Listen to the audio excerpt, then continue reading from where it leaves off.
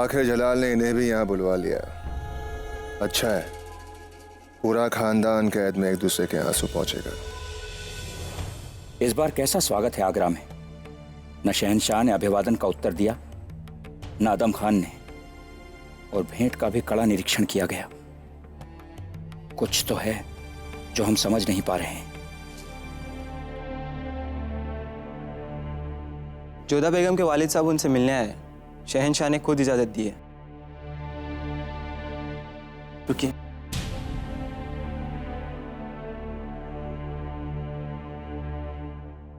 इतनी कड़ी सुरक्षा, बात क्या है?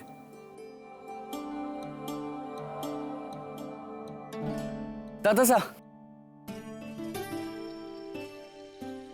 बापू साहब,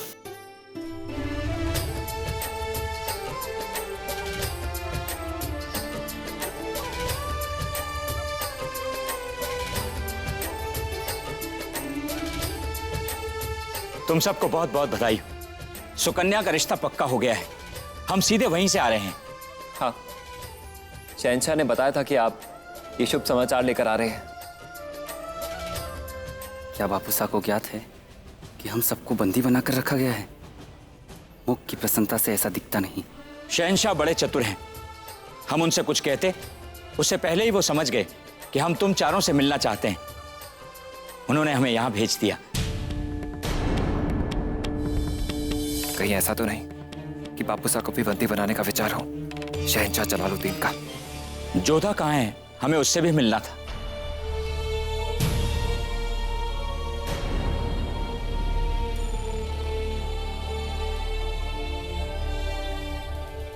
बापू साहब, जोधा?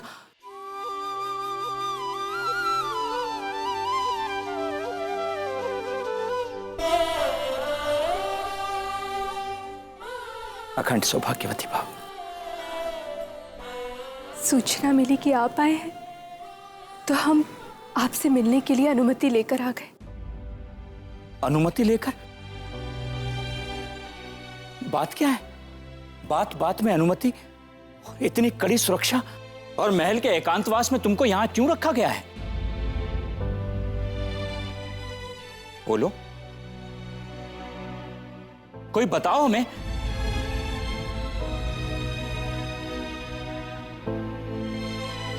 तुम सबके मुंह क्यों उतर गए हैं? हम यहां पर बंदी हैं, नजरबंद। किस अपराध में? ऐसा क्या हुआ है? जोधा, तुम तो यहां की बेगम हो। यहां ऐसा क्या हुआ है कि तुम लोगों को यहां एकांतवास में रखा गया है? बताओ। रुकैया बेगम का गर्भपात करवा दिया गया है धतूरे के रस से, और आरोप आमिर पर लगा है।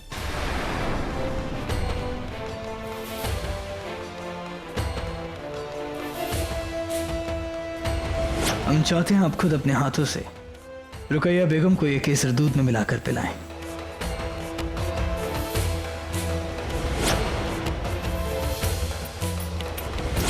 ये बात साबित हो चुका है, धतूरे का अर्क मिला वो केसर आमिर से ही था।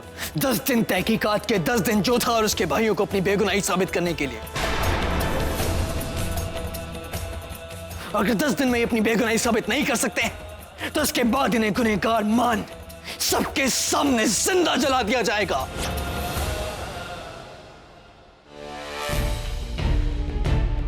हम समझ सकते हैं कि खुद पर इल्जाम सुनकर क्या गुजरेगी राजा भारमल पर। प्रकाश, हम वहां मौजूद होते, उनके चेहरे का बदलता हुआ रंग देख पाते। परंतु यह सूचना हमें शहंशाह ने स्वयं क्यों नहीं दी?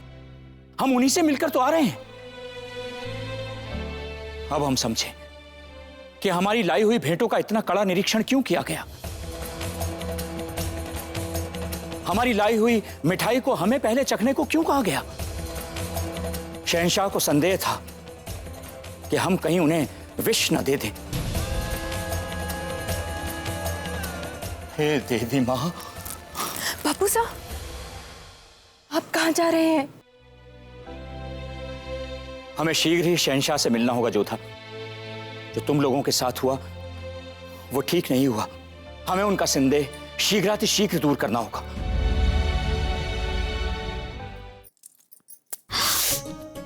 क्या करिए ननद साहब, ध्यान से, वरना घाव आ जाएगा। वही तो भाभी साहब, मैं कब से इसे समझा रही हूँ पर ये समझती ही नहीं है। अब इसे पसंद है तो मैं भी पहनने जा रही हूँ।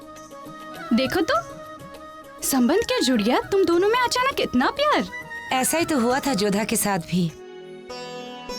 ठीक उसके विवाह के पहले सुकन्या का प्रेम जागा था उसके लिए। अब आप मुझसे कुछ भी छीन नहीं पाओगी जोधा जीजी। मैं सच में बहुत खुश हूँ।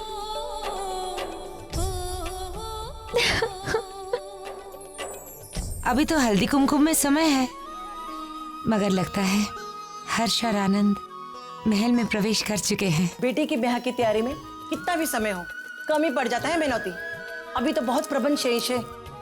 सुकन्या, थारा ब्याह भी जोधा जीजी के ब्याह जैसे धूमधाम से करेंगे। वो तो करना ही पड़ेगा ना दादी साहब, वरना सुकन्या जीजी फिर ताने मारेगी कि आप लोगों के लिए जोधा जीजी सबसे प्रिय है। खंबा गनी रानी सा, आगरा से हरकारा आया। जोधा ननद सा की उम्र सैकड़ों बरस होगी, स्मरण किया नहीं कि उनका संदेश आ गया। सूचना मिली होगी उसे, बधाइयां भेजी होगी, बुलाओ उसे।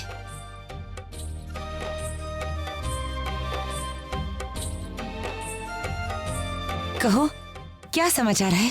आगरा में शहंशाह के होने वाले वारिस के कत्ल के साजिश का इल्जाम जोधा बेगम और उनके भाइयों पर लगाया गया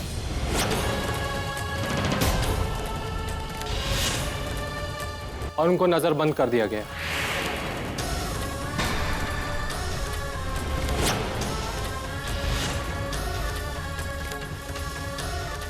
हे माँ, ये कौन सी लीला है? एक बेटी का घर बस रहा है तो दूसरे का उजड़ रहा है। मारी जोधा ऐसा करने का तो दूर, ऐसा करने का सोच भी नहीं सकती।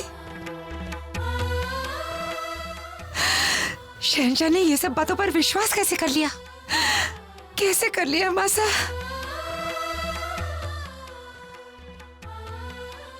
मैनावती, राजघरानों में षड्यंत्र और दोषारोपण होते रहते हैं, इसमें चिंता करने की कोई बात नहीं।